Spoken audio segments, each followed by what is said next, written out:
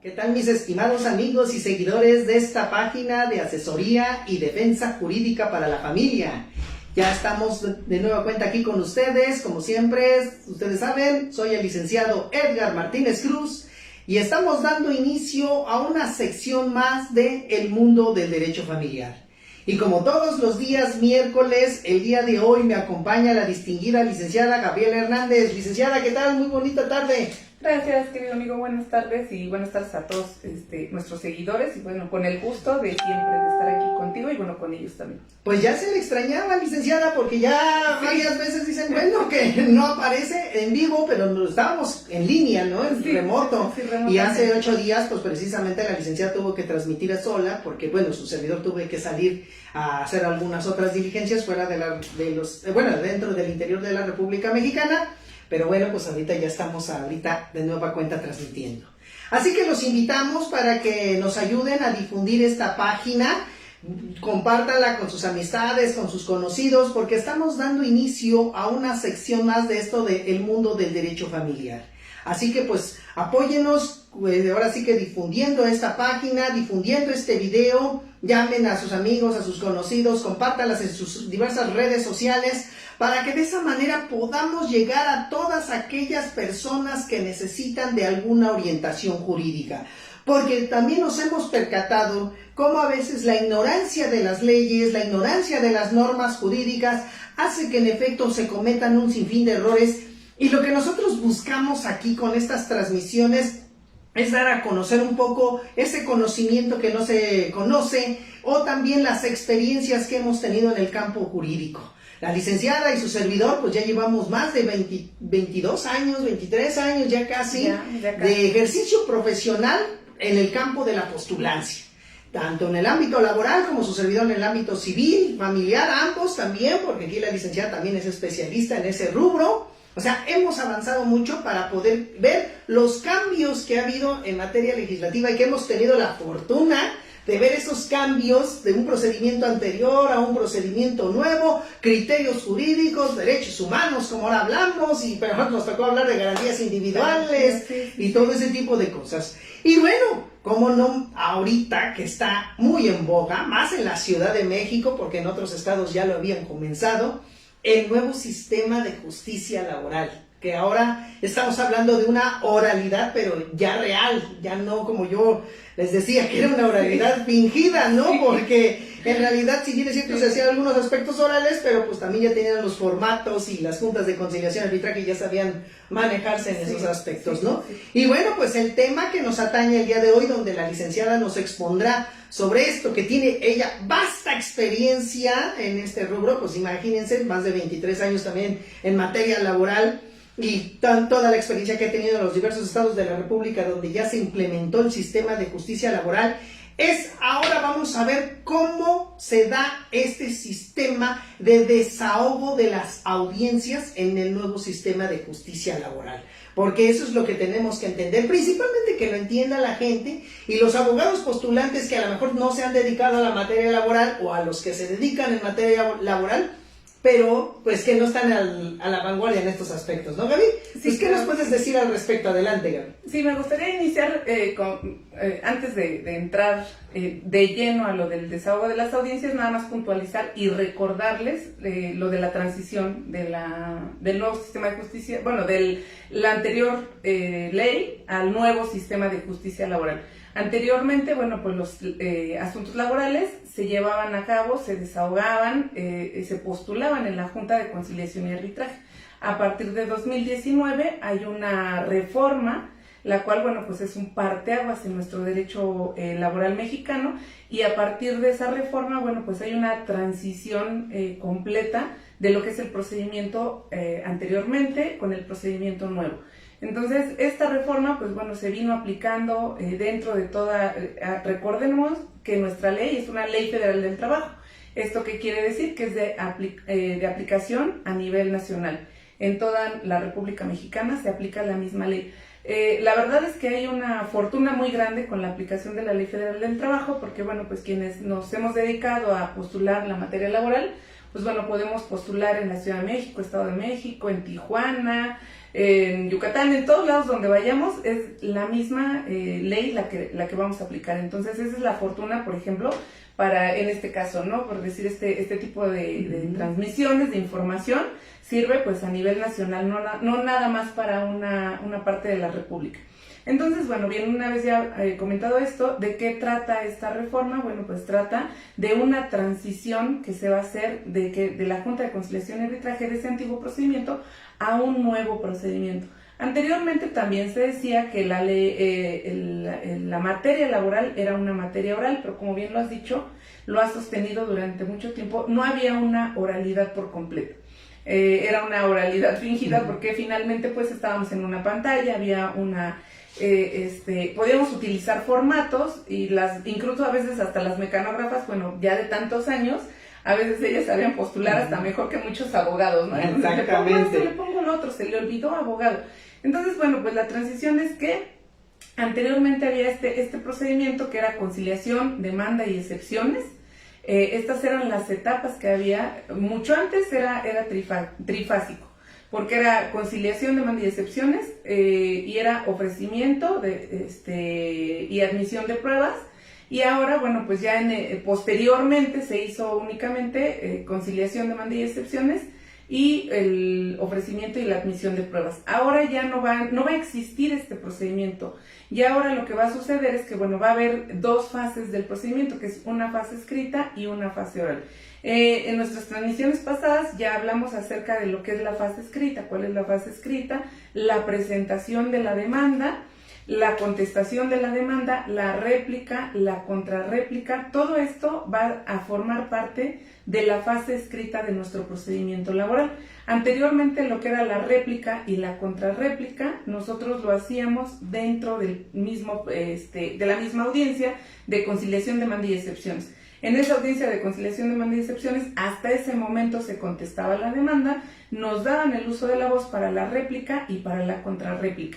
En este nuevo procedimiento hay dos fases, les reitero, fase escrita, fase oral. Fase escrita, presentación de la demanda, y ofrecimiento de pruebas desde el inicio, por supuesto. Posteriormente, contestación de la demanda, ofrecimiento de pruebas de esa contestación. Nos dan término para que por escrito presentemos nuestra réplica, para que por escrito presentemos nuestra contrarréplica. Una vez que ya se agotó esta fase del procedimiento escrito, entonces ahora ya vamos a pasar a la fase oral. ¿Cuál es nuestra fase oral? Pues el desahogo de las pruebas. Dentro de este procedimiento, ya el juez, que es el que va a estar encargado de los juzgados laborales, es quien va a estar encargado de desahogar por completo las fases de la fase oral. ¿Qué autoridades son las que van a intervenir dentro de este procedimiento? Anteriormente, bueno, pues estábamos acostumbrados que, por ejemplo, en audiencia, pues estaba el auxiliar de audiencia, que era quien desahogaba las audiencias. Ahora, quien va a desahogar las audiencias por completo, pues es el juez. El juez se va a asistir de varios secretarios instructores. Ya no se les va a llamar secretarios de acuerdos, por ejemplo. Ya no va a haber conciliadores, por ejemplo, dentro del juzgado. Anteriormente estábamos acostumbrados que había auxiliares de audiencia, secretarios auxiliares de audiencia, había secretarios de acuerdos, había secretarios conciliadores dentro de la Junta de Conciliación.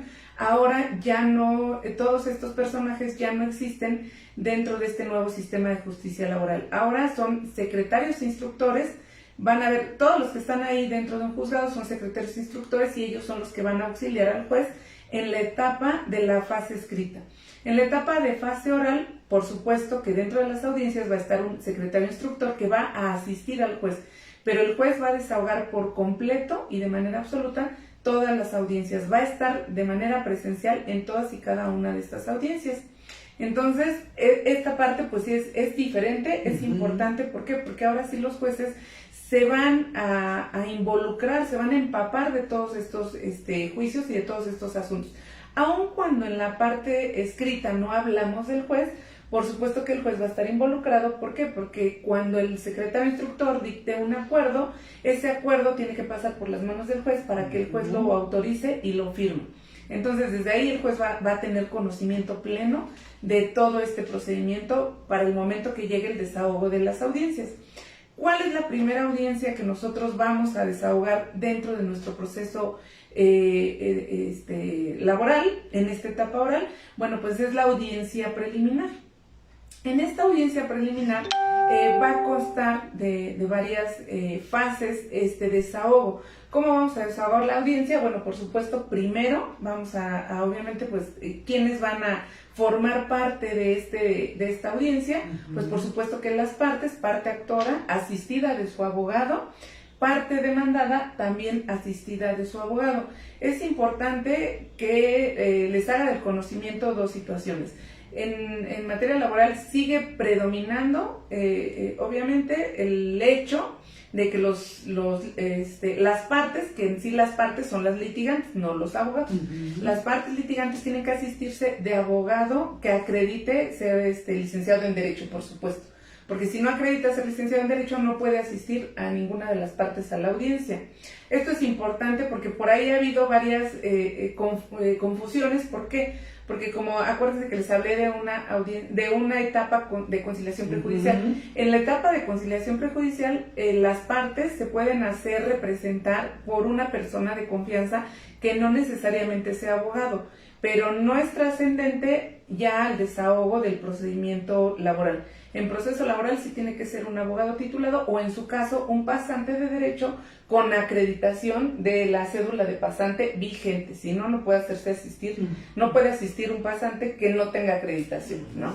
Oye, nada más entonces ahí, ¿y la figura del apoderado? Entonces, ¿cómo queda? Es que la verdad, eso del apoderamiento en materia laboral siempre ha sido como muy extraño. ¿Por qué? Porque, por ejemplo, en laboral estamos acostumbrados a decir, incluso con carta poder, estamos acostumbrados a decir, comparece su apoderado legal, pero en realidad no es apoderado legal porque necesitaríamos un poder notarial que nos diera el apoderamiento legal. Entonces, realmente yo, en lo particular, siempre he estado en contra de que nosotros, como abogados laboralistas, vayamos y digamos, comparece su apoderado legal, porque en realidad si yo no tengo un poder notarial, no puedo ser apoderado legal. En mi caso particular, yo cuando comparezco jamás digo comparece su apoderada legal, siempre digo comparece su apoderada, porque soy apoderada a través de una carta poder. Exacto. Pero es un poder simple de que me da una carta poder, no un poder notarial, y por ello no puedo ser apoderado legal. Solamente puedo ser apoderado legal si yo acredito mi personalidad en términos de un poder notarial, en donde a mí se me extienda el poder, ese poder legal, esa representación, para poder ser, o tener esa figura de apoderado legal. Si voy a través de una carta poder, no soy apoderado legal, soy un simple apoderado, pero no un apoderado legal como tal, porque no tengo ese apoderamiento a través de un poder notarial que así me lo otorgue.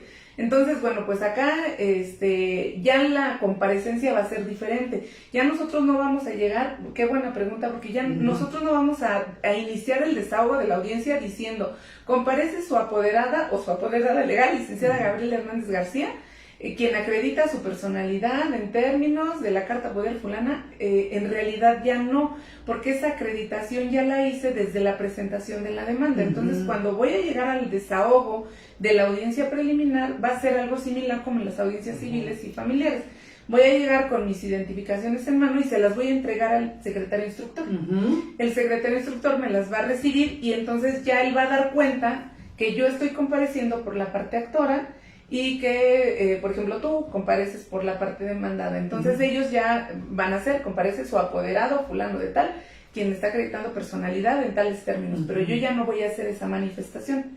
Entonces solo pudiera ser apoderado legal a través de un poder notarial que así me justifique el apoderamiento. Ah, muy bien. Entonces, bueno, pues ya llegamos nosotros a la audiencia preliminar, entregamos nuestras credenciales, ya no vamos a hacer esta manifestación de que si soy apoderado, cómo acredito personalidad, eso ya no, lo va a hacer de facto el secretario instructor. Y vamos a dar inicio con la depuración del procedimiento. Esta depuración del procedimiento es resolver las excepciones procesales que se hayan hecho valer con la contestación de la demanda. Entonces, puede ser que se hayan hecho valer o puede ser que no se hayan hecho valer excepciones procesales. ¿Qué excepciones procesales nosotros pudimos hacer valer si somos apoderados Pues sí, si somos abogados de la parte demandada, pues puede ser una excepción de personalidad, puede ser un litisconsorcio, también puede ser una excepción, una conexidad de la causa también, una de competencia, pudiera ser una excepción procesal. Estas excepciones son también llamadas excepciones dilatorias, que su finalidad es, pues obviamente, dilatar el procedimiento, ¿no? Entonces, fíjense que ahí hay que tener mucho cuidado porque a lo mejor nosotros pensamos que vamos a llegar y ahí van a decir, bueno, vamos a depurar el procedimiento, vamos a ver qué excepciones procesales, se cierra la etapa y vámonos a la que sigue. No, nos van a dar el uso de la voz. Los jueces están dando el uso de la voz en cada una de las etapas. Entonces, sí mencionan, vamos a iniciar con la depuración del procedimiento, vamos a revisar si hay excepciones procesales, qué resolver o no las hay. Entonces, antes, obviamente, de que el juez resuelva al respecto, va a dar el uso de la voz a las partes. A ver, parte actora, se le otorga el uso de la voz para que haga sus manifestaciones respecto de si existen o no excepciones procesales. Entonces ahí hay que tener cuidado y hay que estar debidamente preparados y conocedores del asunto. ¿Por qué? Porque, por ejemplo, si yo soy parte actora y mi contrario interpuso una excepción procesal, en ese momento es mi oportunidad para hacer también valer manifestaciones. Aun cuando yo ya haya hecho alguna manifestación en la réplica, ahí también tengo el uso de la voz para hacer manifestaciones y si yo hice alguna manifestación en la réplica respecto de la excepción procesal opuesta por mi contrario, en ese momento yo debo de aprovechar ¿para qué? Bueno, pues para aportar mayor material o para hacer el litigio de oídas, el litigio hablado en ese momento de por qué yo pienso que esas excepciones no son procedentes en ese momento y el juez tendría que desecharlas en ese momento de la audiencia, ¿no? O si no hay excepciones procesales, bueno, pues también igual decir, no existen excepciones procesales que resolver su señoría, es cuánto, ¿no? Y también la parte demandada, si hizo valer excepciones procesales en ese momento cuando le otorguen el uso de la voz, también tendrá que reforzar con argumentos verbales las excepciones procesales que precisamente hizo valer en su momento. Y además, bueno, es hacer la excepción y ofrecer las pruebas pertinentes que sostengan la excepción procesal, porque no nada más voy a decir, bueno, me excepciono de personal, o pongo la excepción de personalidad en contra de mi contrario, ¿no? Pero nada más lo digo a secas, bueno, sí, pero ¿qué elementos probatorios tienes para sustentar la excepción procesal y para que yo, juez, pueda determinar que efectivamente es procedente y entonces declaro que a lo mejor la parte actora o el abogado que está compareciendo no acredita la personalidad porque la carta poder que exhibió no se encuentra debidamente requisitada, ¿no? Sí, o sea, por lo que veo, esto es como la materia civil y ya la materia familiar, donde en efecto ya las cosas se tienen, ante la presencia del juez, se tiene que hacer de viva voz. Entonces, la pregunta es, ¿también se videograban entonces las audiencias? Sí. Gaby, también aquí en materia laboral. Sí, también se videograban todas las audiencias, sí, precisamente, que bueno, ya se me estaba pasando un poco esta parte. Estamos acostumbrados en materia laboral que en la junta, bueno, pues vamos viendo la pantalla, quítele, póngale, y en realidad, pues, estamos acostumbrados a trabajar en papel y en pantalla, ¿no? Ahí no va a haber papel, no va a haber pantalla, no va a haber una mecanógrafa, todo va a ser de viva voz, no voy a tener ningún elemento donde apoyarme, en realidad. Entonces, todo lo que voy diciendo, me equivoque o no me equivoque, ya se va a quedar videograbado y como constancia del procedimiento. Ya no hay forma que digamos como en la junta, oiga, le puede regresar, le puede subir, le puede bajar, ay, no, ya me equivoqué, quítale o póngale, ¿no? Aquí ya no va a ser así. Y otra circunstancia también muy especial y particular es que los jueces laborales tienen la facultad de, si en el momento de la audiencia ellos se percatan que alguno de los dos abogados no conoce el procedimiento laboral y no está representando de una manera adecuada a su representado, ya sea parte actora o sea parte demandada, en ese momento el juez puede hacer uso de su facultad y en ese momento pedirle al abogado que salga de la sala de audiencia, revocarle el mandato, el poder que le otorgaron y solicitar que a la parte que se quede sin abogado, pues lo asista un procurador de la defensa del trabajo. También, y fíjense que yo ya lo he vivido en el Estado de México, a mí sí me ha tocado algunos jueces que sí han expulsado del recinto judicial, de la sala de audiencias, abogados que no conocen el procedimiento. Entonces, bueno, pues aquí ya hay que también nosotros como abogados, la verdad es que ser coherentes, ser prudentes. Si no conocemos la materia, pues lo más sano, e incluso para el propio cliente, pues es, sabes que yo no soy especialista en la materia, entonces te dirijo con un especialista. Exactamente. Porque además imagínate la vergüenza que te saquen enfrente de todos, de abogado, pues usted no es conocedor, lo invitamos a que salga, ¿no? Pero fíjate que, bueno, desde mi punto de vista, esto hace que de verdad el abogado se profesionalice. Ah, por supuesto. Porque sí. la verdad, seamos francos, con el procedimiento escrito, eso era lo que faltaba, la profesionalización. Muchos, como tú bien dices, ya de cajón ya estaba el formatito, el machote, como le dicen algunos. Ya solamente llegabas, como bien dices, ya te conocías con la mecanógrafa. Ay, mira, ahorita vengo, mientras levántame esta audiencia, mientras voy a otra, y así se la pasaban en materia laboral. Me parece muy interesante lo que dices con respecto de que ahora, si no conoce el abogado el nuevo sistema, el juez puede llegar y quitarlo precisamente de ese escenario, como sucede en la materia penal, ¿no? Donde también así se ha manejado. Que me gustaría esto se implementar en la materia familiar. Ay, por supuesto. Porque de verdad nos ha tocado cada asunto de que de verdad se trágame tierra, no es posible que no se... O sea, digo, ahorita que la materia familiar se ha vuelto también muy importante, muy trascendental, y que pues vemos cada cosa que hacen los abogados o que no hacen. Sí, claro. Sobre todo eso, ¿no? Que no hacen, que dejan pasar los tiempos. Entonces esto genera de que la pobre familia se vea más, pues afectada en ello, y sobre todo los menores de edad, ¿no? Ya te ha tocado muchos juicios, Gaby, donde por culpa de los abogados sufren los hijos, sufren las personas, y hasta que logras por medio del amparo ahí regularizar un poco, pero todo el camino tan tortuoso que se tiene que llevar para estos efectos. Entonces, qué interesante esto. O sea, vean cómo todo se está ya unificando en un solo sistema, porque lo que yo estoy ahorita escuchando de aquí de la licenciada Gaby es de que estamos un poquito pareciéndose el procedimiento a la materia civil y a la materia familiar. Sí. No tanto la penal, porque la penal tiene etapas totalmente diversas, aunque en algunas se pueden parecer, pero son etapas diversas porque se tiene otro sistema para el enjuiciamiento criminal. Pero bueno, aquí yo estoy viendo que pues vamos ahí ya conociendo algunas particularidades. Y Gaby, de lo que tú ya has tenido de experiencia, ¿qué particularidades has visto que el nuevo sistema modifica con el anterior? Por ejemplo, en materia de desahogo de pruebas. Y sabes a cuál me refiero principalmente, ¿no? Sí. Entonces, que tú les puedas decir, esto era el antes, esto es el ahora, porque aunque como bien dijiste el otro día, no porque a principios de octubre se dijo que ya no iba a haber juntas de conciliación y arbitraje, ya significaba que desaparecían las juntas de conciliación y arbitraje, ¿no? Entonces, eso es a lo que me refiero, ¿no? ¿Qué tanto ahorita tú ves que le dijeras a ver, este era el antes y este es el ahora, ¿no? Ok, sí. Pero, ¿qué te parece si rápido termino con la audiencia preliminar? Bueno, adelante. La audiencia de juicio.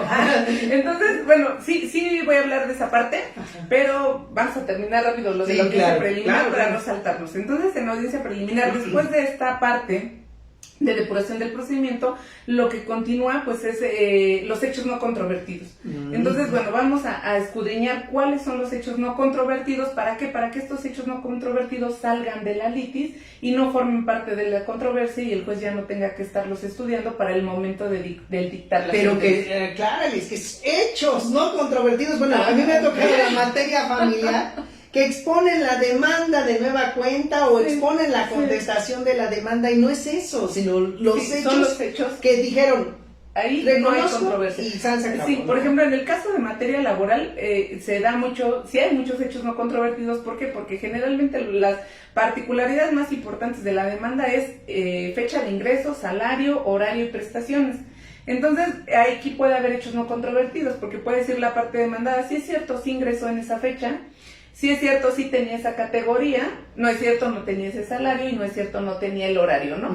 Entonces ya hay dos hechos no controvertidos, que es la fecha de ingreso y la categoría. Entonces también ahí nos van a dar el uso de la voz. El juez va a decir, a ver, etapa de hechos no controvertidos, a parte actora le doy el uso de la voz. Entonces ya la parte actora pues tendrá que decir, su señoría, los hechos no controvertidos son tales y tales, ¿no? Obviamente su señoría ya lo tiene bien estudiado, porque a mí me ha pasado, en una audiencia me pasó, que a mí se me pasó por alto un hecho que no era controvertido y no lo había visualizado.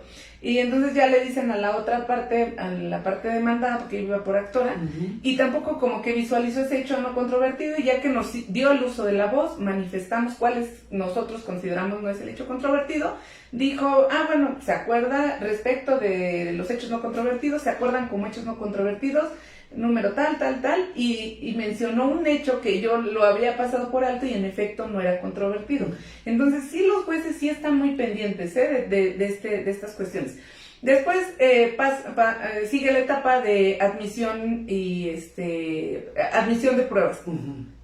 En esta etapa, bueno, se van a admitir los medios probatorios que cada una de las partes ofreció. Y en su caso también se van a dictar los acuerdos respectivos para la preparación de ese desahogo, ¿no? Por ejemplo, bueno, ¿cuáles son los acuerdos respectivos respecto de las pruebas? Bueno, pues por ejemplo se va a señalar que los confesantes en este acto queda debidamente preparada porque se notifica a través de quienes comparecen personalmente, ¿no? Los testigos, por ejemplo, si hay que girar oficios, se van a dictar las medidas necesarias para que se giren esos oficios. Si hay que llamamiento de peritos, bueno, también se va a dictar el oficio, se va a girar el oficio para que se prepare esa prueba y esté debidamente preparada para la siguiente audiencia. Entonces, en ese momento se va a dictar el acuerdo respecto de la admisión de las pruebas y respecto de qué es necesario para preparar el desahogo de las pruebas. Entonces, aquí en esta audiencia también se va a resolver algo muy importante, que es el recurso de reconsideración. Este recurso de reconsideración es algo novedoso dentro de la reforma. Nuestra Ley Federal del Trabajo no tiene recursos, no admite recurso alguno. Por ejemplo, en la sentencia no hay recurso alguno, tenemos que irnos al amparo directo. Este recurso de reconsideración, ¿a qué se refiere? Bueno, pues es respecto de actos u omisiones en los que haya incurrido el secretario instructor al momento de la admisión de la demanda o de cuando acuerde también la contestación de la demanda, o respecto de la admisión de medidas precautorias que también se pueden solicitar. Respecto de esos puntos es de los cuales nosotros podemos interponer un recurso de reconsideración. Entonces, en ese momento pues se resolverá ese recurso de reconsideración. Y ahí ya lo que va a pasar en la parte final, pues es que se va a señalar la audiencia de juicio. La ley nos dice que esa audiencia de juicio el juez tiene hasta 20 días para señalarla. No se puede pasar de 20 días, máximo 20 días. Señala nuestra audiencia de juicio, y en la audiencia de juicio, ¿qué es lo que va a pasar? Bueno, pues ahí en esa audiencia de juicio se van a desahogar las pruebas que nosotros previamente ya ofrecimos. Y entonces ahí ya sí entramos en las particularidades y los cambios que se han sufrido de las pruebas, que bueno, que ya conocemos, pero cuáles son estos cambios trascendentales. Primordialmente, y bueno, de la que nos comentabas, Edgar, pues es la confesional. La confesional sufrió un cambio trascendental porque esta confesional se está convirtiendo en una declaración de parte. ¿Por qué? Porque ahora ya no vamos a hacer un pliego de posiciones para desahogar nosotros en nuestra prueba confesional. Ahora lo que vamos a hacer es desahogar una declaración de parte. ¿Por qué? Porque van a ser preguntas directas que nosotros le vamos a hacer a nuestro confesante. Desafortunadamente se sigue llamando confesional, no le cambiaron el nombre, pero sí se cambió la naturaleza del desahogo de esta prueba. ¿Cuál era su naturaleza? Bueno, pues las preguntas que antes se hacían era, como bien lo dice el licenciado Edgar siempre, eran preguntas a manera de imputación, eran imputaciones que se le hacían al confesante. Entonces, esas imputaciones pues únicamente daba como para contestar sí o contestar no. Actualmente ya no se va a hacer preguntas a manera de imputaciones. Actualmente el desahogo de la prueba se va a hacer a través de preguntas directas. ¿Cómo? Pues como una declaración de parte. Entonces aquí hay que tener cuidado para ambas partes, ¿no? Si yo voy a ofrecer la confesional o si yo voy a representar pues al que la va a desahogar, en ambos casos hay que prepararnos muy bien. Número uno, para saber cómo vamos a nosotros a preguntar, porque yo ya no puedo llegar a la declaración de partes, a ver qué diga el absolvente, si es cierto como lo es, me van a calificar me van a tachar, ¿no? Insidiosa. Me va a decir el juez, ¿sabe qué, abogada? No, esa no es la manera correcta. No es una confesional como tal. Tiene que hacer una pregunta directa. Entonces, tenemos que prepararnos para saber cómo hacer las preguntas directas en esta declaración de parte. Y además de eso, también tenemos que preparar a nuestro cliente para decirle cómo contestar. Porque anteriormente, al ser imputaciones, le decíamos al cliente, pues conteste a todo que no. Su prueba es la más fácil. Cuando le hagan las preguntas, todo diga que no y no aclare. Le van a decir que si quiere puede aclarar, no aclare nada.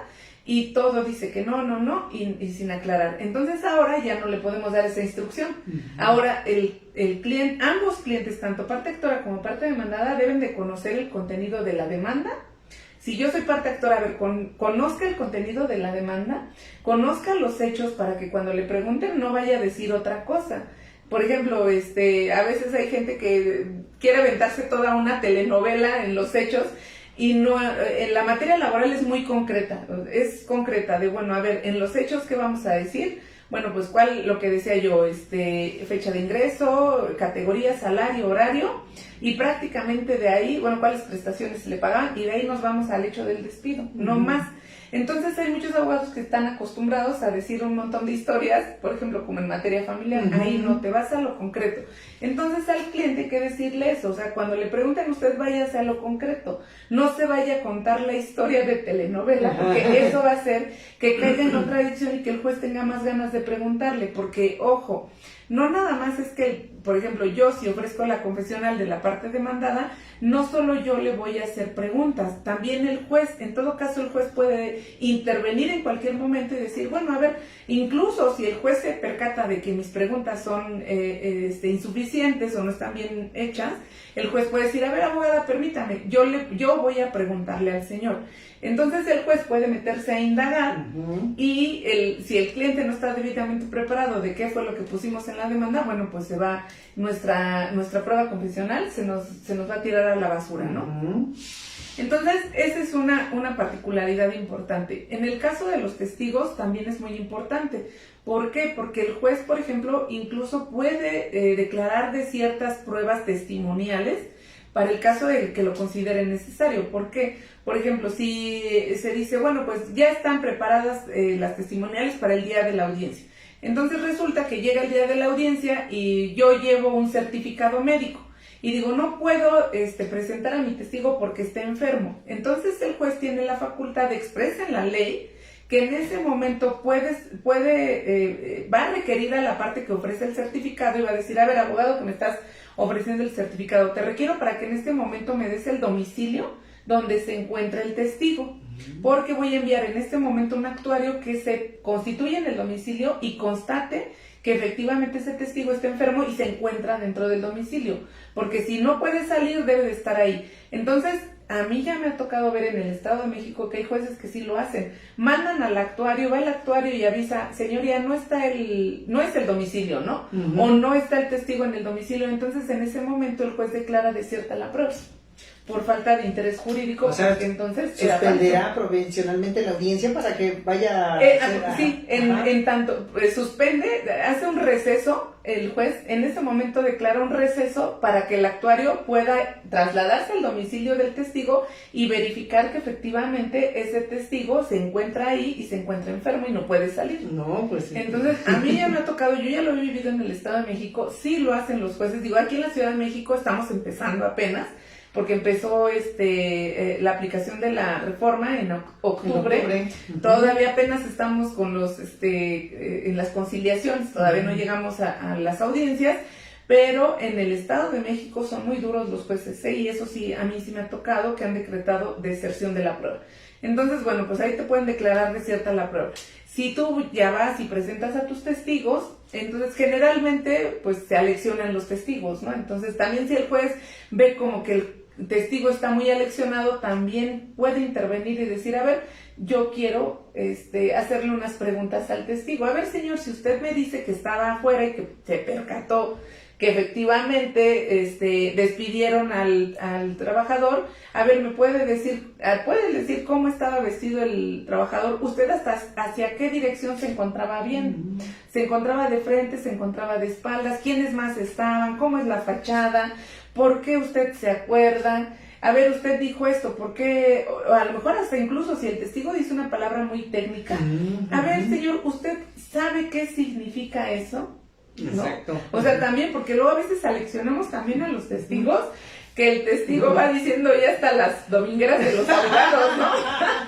Bueno, que quede claro, aleccionar significa orientar al testigo sobre lo que va a declarar, no mentir. No mentir. O sea, no estamos aquí diciendo que al rato digan, no, es que los abogados, estos hacen que los testigos no, aleccionar y ubicarlo. Exactamente, donde, pues ahora se le tiene que explicar hasta el testigo cómo debe de ir, cómo vas a comparecer, en qué momento hablar, quién le va a preguntar, hasta explicarle la sala de audiencias, porque ya no es como antes de que llegabas y ahora le sentadito y todo se toma por escrito. Bueno, en materia laboral no hay donde sentarse. Entonces en materia laboral ya ven que son como unas barandillas, entonces ahí estamos parados todos. Todos estamos paraditos ahí, entonces el testigo está ahí. Y sí hay eso, o sea, a leccionar me refiero a explicarle cómo va a ser todo ese proceso del desahogo de la prueba, dónde lo van a sentar, cómo es la sala, porque mucha gente, nada más de entrar a la sala de los juicios orales se impacta, o sea, el hecho de entrar te impone y dices, híjole, ¿qué me van a hacer o qué me van a decir? Entonces más bien es eso, ubicar también a los testigos, a ver, ¿usted se acuerda que presenció esto, esto y esto? Bueno, pues ubíquese bien, acuérdese de cómo estaba, cómo pasó, se acuerda qué día pasó, qué hora sucedieron, quiénes estaban presentes, qué fue lo que usted escuchó, porque además de eso, bueno, pues la parte más importante de la testimonial es la razón de su dicho. Exacto. Entonces a veces ahí los jueces es donde con todo, dice, a ver, pero pues es que si va el testigo y dice, no, pues es que a mí me consta, lo sé y me consta, a ver, pero ¿por qué le consta? No es suficiente que diga, porque me consta, no, pero ¿por qué me consta? Deme una razón válida por la que le conste. ¿Cómo le consta? ¿De qué manera? Ah, bueno, es que yo estuve presente, pero si el testigo llega a decir, es que a mí me dijeron, ya no le consta, y entonces esa testimonial ya se cayó. Y de lo que se trata, pues la verdad es que el juez escudriñe si efectivamente son testigos reales o son testigos de oídas o son testigos inventados, ¿no? Y que pueda, pues bueno, hacerse algo, desecharse en todo caso o no tomarse en consideración esa prueba. Y otra cambio trascendental en las pruebas, en el desahogo de las pruebas, bueno, pues es la pericial. La pericial que ustedes digan y manden. Ahora el desahogo, anteriormente lo que nosotros hacíamos como abogados laboralistas es que, por ejemplo, si vamos a la más fácil, que es la de una carta renuncia, yo como parte representante del patrón digo, es que el trabajador me firmó su renuncia y la exhibo, y mi defensa es que él renunció de manera voluntaria. Entonces la parte actora dice, no es cierto, yo nunca renuncié de manera voluntaria, entonces objeto la prueba, objeto ese documento en cuanto al valor, alcance probatorio, en cuanto al contenido, la firma y la huella. Entonces, bueno, pues lo que se hace es ofrecer una pericial. Se puede ofrecer una pericial en documentoscopía, se puede ofrecer una pericial en grafoscopía. Y lo que hacíamos antes es que cada parte ofrecía. Yo que tengo la carta renuncia, ofrezco la prueba caligráfica, grafoscópica, grafométrica, que es como nos encanta. Que ni existe la caligrafía, y se los digo como perito, ni existe el perito en caligrafía, y la grafometría ya fue superada. Entonces, pero bueno, las de abogados laboralistas, caligráfica, grafoscópica y grafométrica, y que en realidad tendría que ser solamente en grafoscopía. Pero bueno, entonces la ofrecemos así, y lo que hacía yo ofrecía mi perito particular, entonces la otra parte, que la parte actora podía ofrecer un perito de la junta o podía ofrecer un perito particular. Entonces generalmente los peritajes al final pues eran contradictorios, ¿no? Uno decía si es la firma y otro no es la firma, entonces tenía que venir un perito tercero en discordia a resolver cuál de los dos peritajes era el correcto, ¿no? Exacto. Entonces este perito tercero en discordia, bueno, a veces pasaban meses y meses para que se asignara, para que fuera a aceptar el cargo, para que presentara las conclusiones, y aparte, pues bueno, también podía estar sujeto, sometido a que pues alguna de las dos partes pudiera acercarse a él y pedir que la valoración se inclinara hacia una parte. Entonces ahora ya no va a suceder así. Ahora va a haber un perito único para todas las periciales. Ya no vamos a ofrecer un perito particular, vamos a ofrecer mi pericial a cargo del perito único de las listas del tribunal. Entonces ya el tribunal nos va a señalar el perito único y ese perito único pues obviamente se señalará el costo que ambas partes tendrán que pagar, ¿no? Y nosotros sí podemos ofrecer peritos, pero como asesores. Yo voy a ofrecer un perito que me asesore en el momento del desahogo de la prueba pericial. ¿Para qué? Para que él, como yo, como abogada, no conozco, no sé de un dictamen, de las técnicas, de las ciencias que se utilizaron para poder desahogarlo, para llegar a esas conclusiones. Entonces yo sí puedo ofrecer un perito que me asiste el día de la audiencia para que me diga, ¿sabes qué, abogada? Objeta este peritaje de esta forma, hazle a este perito estas preguntas para que tires ese peritaje.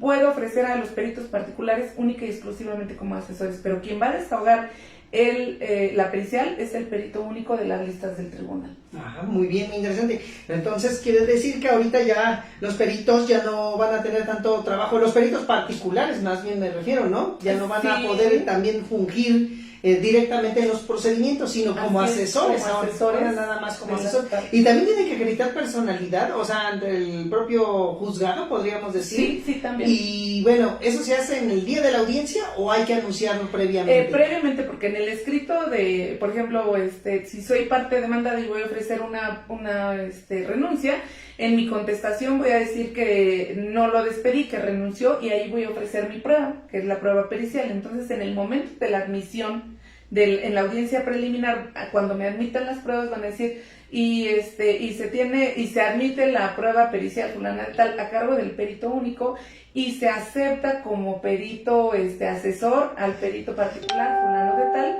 a quien pues bueno también se le requiere para que acredite su personalidad como perito, ¿no? Y entonces el perito tiene que exponerlo ahora verbalmente también su dictamen o sus conclusiones. Sí, el perito único tendrá que exponer de manera verbal sus conclusiones, independientemente que sí exhibirá el dictamen por escrito, pero en el desahogo de la audiencia tiene que exponer las conclusiones de manera verbal. Y si no exhibe el dictamen por escrito y nada más se presenta a la audiencia a exponer el dictamen de forma verbal, ¿contaría o no contaría ese dictamen? Lo requeriría el juez para que, independientemente de ello, seguramente le daría un término para que presente por escrito, porque sí, sí es correcto que esté todo video grabado, pero hay ciertas particularidades que se necesitan por escrito, como un dictamen, por ejemplo, porque, por decir, si las partes lo objetan y de alguna manera surte efecto alguna de las objeciones, entonces estamos en el aire si solamente dictó las conclusiones de manera verbal. Entonces, sí necesitaríamos un documento escrito para, en todo caso, hasta incluso, ¿no? Por ejemplo, pues también se da mucho que si nos damos cuenta que un perito dictaminó a favor de una parte y yo puedo acreditar que lo hizo de esa manera, igual y voy a ir a iniciar una carpeta de investigación en contra de ese perito porque de alguna manera dolosamente le dio el dictamen a favor de la otra parte cuando estoy 1000% segura que no era la firma. Puedo iniciar una carpeta de investigación y necesitaría yo tener el dictamen físico, ¿no? Entonces sí, el juez lo requeriría para que lo presentara físicamente. Sí, porque bueno, como nos pasa en la materia civil y la materia familiar, si el perito no exhibe su dictamen por escrito, no importa que aunque se presente, y no puede complementarse bien el medio de prueba, porque en este caso tiene que ser por escrito, y también se tiene que presentar el perito en la audiencia, porque ¿qué pasa si en un momento dado en materia laboral se presenta el dictamen pero no se presenta el perito? Así es. ¿No? Yo creo que ahí también está incompleta la prueba y tendrán que requerirlo, porque además ahí fíjate que esa parte, o sea, el juez sí tendrá que requerir, porque puede presentar el dictamen y no presentarse él, pero no puede declarar desierta la prueba, porque entonces esa preparación de la prueba no corrió a cargo mía como parte, sino corrió a cargo del propio juzgado. Entonces, al correr a cargo del propio juzgado, el juez tiene que ordenar que se le requiera, incluso dictándole una medida de apremio para que se presente, y ahí sí tendrá que señalar una nueva fecha para el desahogo de la prueba pericial. ¿No hay límite, Gaby, de que en un momento tenga que requerir ese perito si no se presenta? ¿Qué tal si vuelve a señalarse fecha y no se presenta? ¿Habrá algún apercibimiento donde ya se tenga por removido? Sí, la verdad es que no están dando mucha oportunidad y es una sola oportunidad. O sea, a ver, te requiero para que te presentes y con esta medida de apremio, ¿no? La que quiera el juez.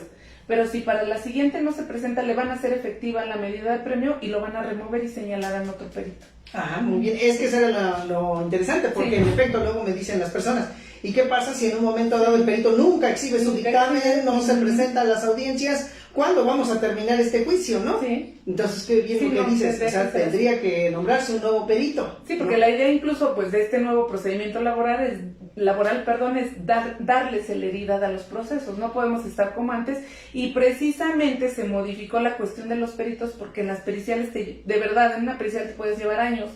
¿Por qué? Porque, por ejemplo, si la parte actora decía yo solicito al perito de la junta porque es gratis y no puedo pagarlo, entonces la verdad es que la junta giraba el oficio para el perito y no se presentaba y no se presentaba y no se presentaba y no pasaba nada. O sea, no había forma de obligar a ese perito a que se presentara. Entonces podía pasar 1 año, 2 años sin presentarse y no pasaba nada. Y lo mismo con el tercero en discordia. Entonces la reforma para ser un perito único tiene que ver con que parte de las dilaciones procesales era cuando se ofrecían periciales.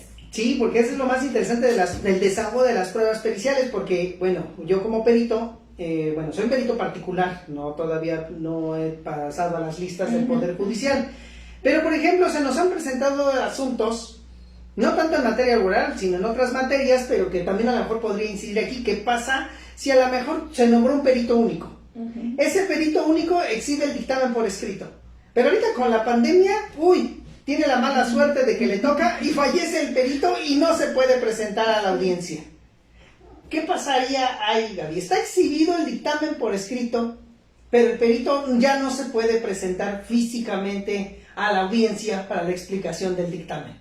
¿Qué sucedería entonces en ese aspecto? Forzosamente el juez tendría que requerir a través de oficio un nuevo perito, sí, porque no se puede quedar así. Tendría que requerir un nuevo perito con motivo del fallecimiento del perito anterior. Sí, aunque esté presentado el dictamen. Sí, es que eso es muy importante, porque también me hacen ese tipo de preguntas. Oiga, falleció el perito, pero ya está exhibido el dictamen. Sí, tienen que señalar un nuevo perito. ¿Sabes por qué? Porque precisamente para eso son los peritos particulares que te asistan, porque en el desahogo de la audiencia tienes oportunidad de objetar el peritaje y repreguntar al perito. Entonces no puedes preguntarle al aire ni al dictamen por escrito, ¿no? Entonces sí es necesario que se señale un nuevo perito. Tendría que el juez señalar un nuevo perito. Es que vean nada más estas cuestiones tan particulares que a lo mejor muchos no lo toman en consideración. Digo, porque cuántas preguntas me han hecho también al respecto. Oye, es que ya está el dictamen, así que ya con eso que lo desahogue el juez. No, es que actualmente debe de ser tanto escrito como verbal la explicación del dictamen. Ya no se puede tomar nada más como antes. Ahí está exhibido por escrito y vámonos, ¿no? Sí.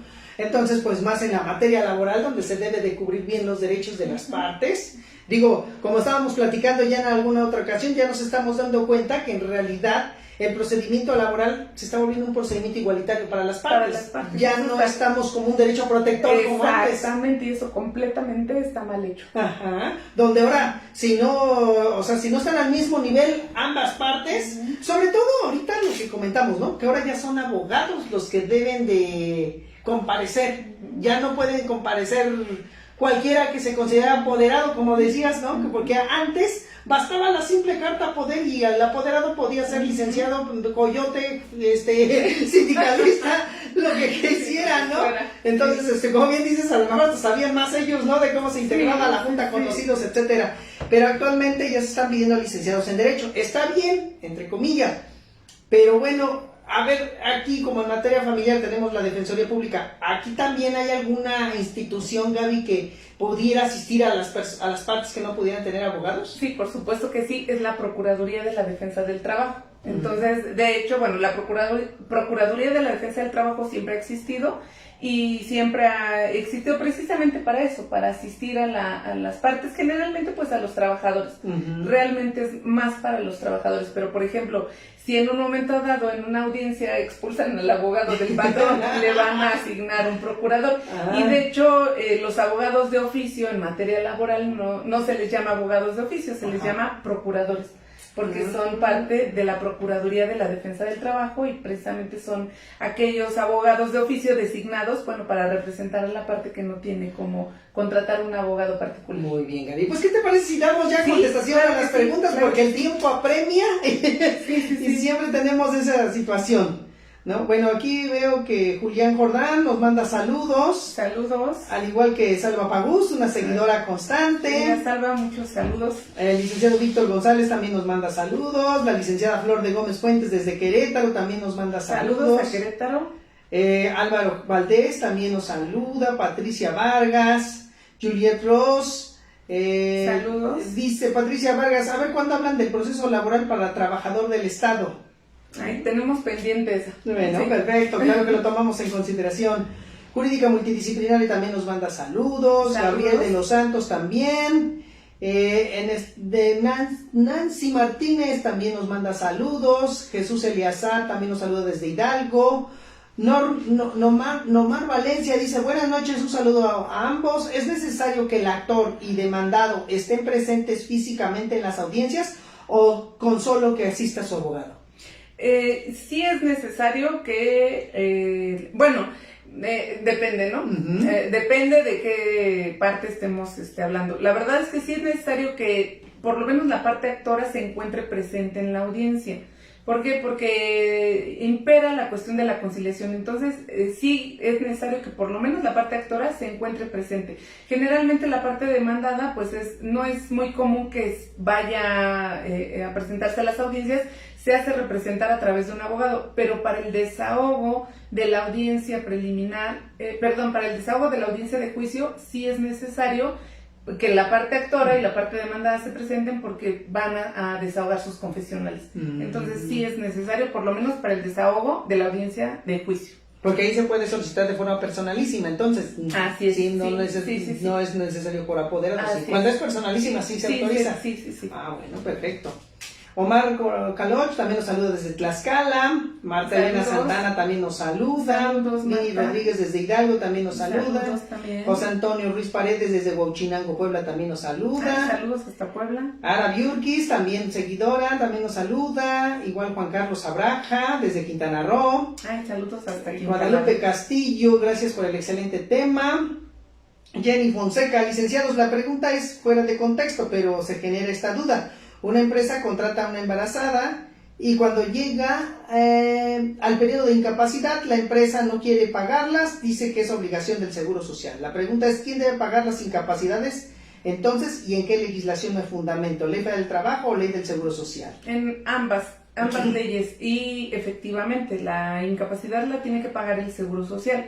¿Por qué? Porque precisamente la empresa está obligada a otorgar Seguro Social a los trabajadores. ¿Para qué? Para que el Seguro Social se subrogue en las obligaciones del patrón. Si en este caso la trabajadora embarazada dio a luz, quien tiene que pagar las incapacidades es directamente el IMSS, no la empresa. Entonces sí es correcto.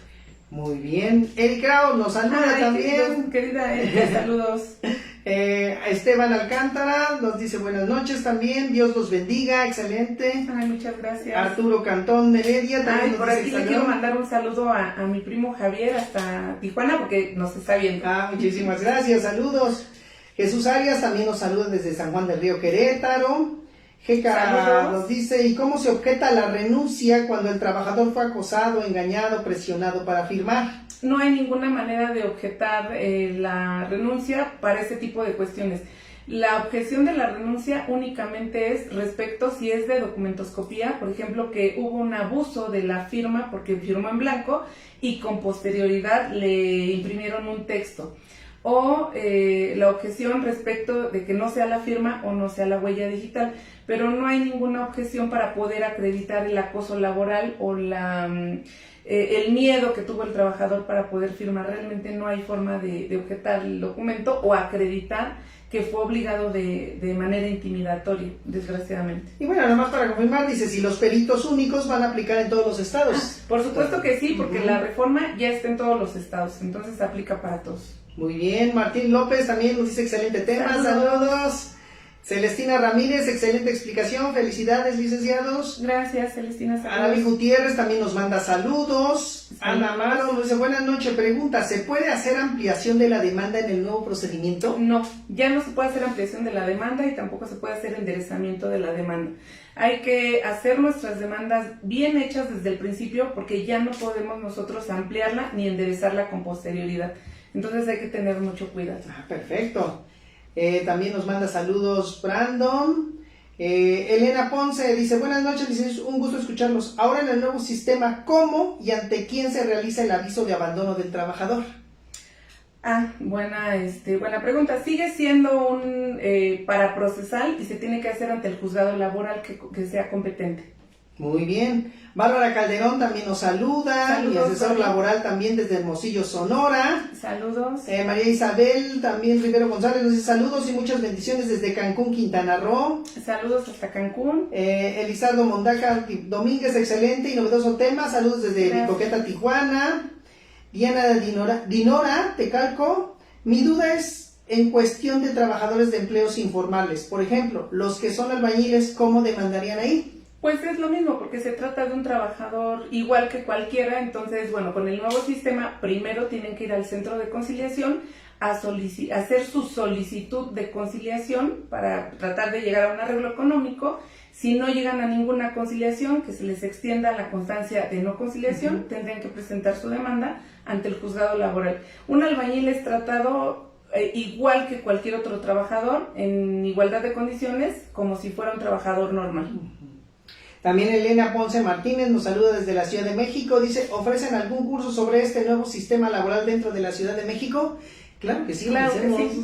Claro que sí, hay que estar pendientes de la convocatoria porque constantemente sacamos nuestras convocatorias precisamente en la página de Asesoría y Defensa Jurídica para la Familia. Y para que estén al pendiente, ya próximamente se va a convocar un curso sobre el nuevo sistema de justicia y va a durar varios días, así que prepárense porque va a estar bueno. Sí. Entonces, bueno, aquí dice, ¿qué sucede? Bueno, Gama nos dice, ¿qué sucede en caso de que la empresa niegue la relación laboral? Pues ahora ya no es tan fácil negar la relación laboral con el nuevo procedimiento, pero bueno, pues hay que ofrecer por supuesto las pruebas. Ahora sí, con la prueba de confesional, que va a ser como declaración de parte, pues bueno, pues tendrán que temblar los patrones que quieren negar la relación laboral, porque por ahí esa es una excelente prueba para poder acreditarla. Muy bien. Aquí Diana Fermín, buenas noches, saludos desde Jalapa, Veracruz. Saludos. Dice Luis Herón, buenas noches, saludos a ambos. Pregunta, ¿la sentencia es emitida en la misma audiencia de juicio? Sí tiene que, la ley dice que tiene que emitirse en la misma audiencia de juicio. Sin embargo, si el material probatorio es muy amplio, tienen hasta 5 días más los jueces para poder dictar la sentencia. Muy bien. Pato Mendoza nos dice buenas noches, saludos desde San Luis Potosí. Muy buenas ponencias, gracias. Eli Águila de Paz dice, buenas noches, licenciados. Hay un juicio, ¿hay un juicio especial para los sindicatos con este nuevo sistema? Es que necesitaría saber de qué se trata en cuestión sindical, pero sí, el tratamiento, si se refiere, pues no sé, a alguna cuestión colectiva, para reclamar las condiciones generales de trabajo de un contrato colectivo. Si hay un nuevo tratamiento para las cuestiones sindicales y se llevarán a cabo algunas que son administrativas en el Centro de Conciliación Federal, o si ya son litigiosas, pues sí en los juzgados laborales, pero como que necesitaría saber más particularidades de esta pregunta. Muy bien. Bueno, pues como pueden ver, pues ya tratamos de darle contestación a la mayoría de sus cuestiones, pero el factor tiempo no es nuestro mejor aliado, como siempre lo he dicho, pero como pueden ver, bueno, lo importante es que ustedes se lleven un poco más de este conocimiento, máxime tratándose de un nuevo sistema, sí, claro, que ya se está aplicando en toda la República, ahora sí, ya no estamos hablando nada más que en algunos estados, sino ahora sí que es en toda la República Mexicana, así que o le entramos sí, a la reforma, sí, ya no nos queda de otra, ¿no? Así sí, que sí, hay que capacitarse, los abogados necesitan prepararse y no solamente ya en la cuestión laboral, sino también hasta tener cursos de otra índole como sí, retórica, oratoria, argumentación. Sobre todo eso, argumentación, porque a veces algunos son muy buenos escribiendo, pero ya en la hora de la descripción pues lo vemos muy difícil. Pero bueno, licenciada, pues antes de despedirnos, pues nos puede compartir sus números de contacto, donde la pueden ubicar para que de esa manera puedan estar en contacto con usted? Me pueden contactar directamente, solo mensaje de WhatsApp al siguiente número: 55 12 93 6675.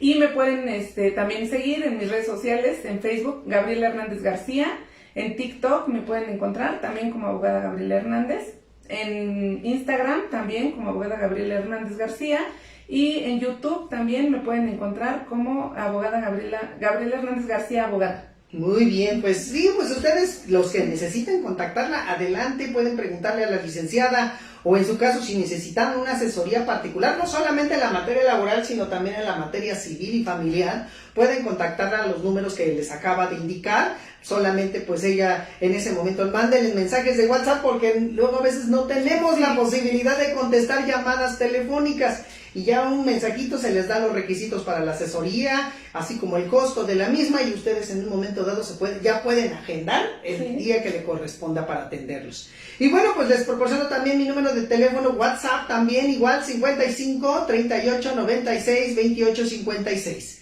Y también el correo electrónico lex.semper@hotmail.com. Y no se olviden que tenemos una invitación más para el próximo lunes con un tema más del mundo del derecho familiar. Muchísimas gracias, Gaby, como siempre para mí es un placer estar aquí contigo y nos vemos en la próxima transmisión. Sí, claro que sí, gracias querido amigo, pues gracias a ustedes también y ayúdenos a compartir por favor esta transmisión. Muy bien, pues entonces les deseamos excelente noche, cuídense y no lo olviden que tenemos una cita más la próxima semana. ¡Hasta luego!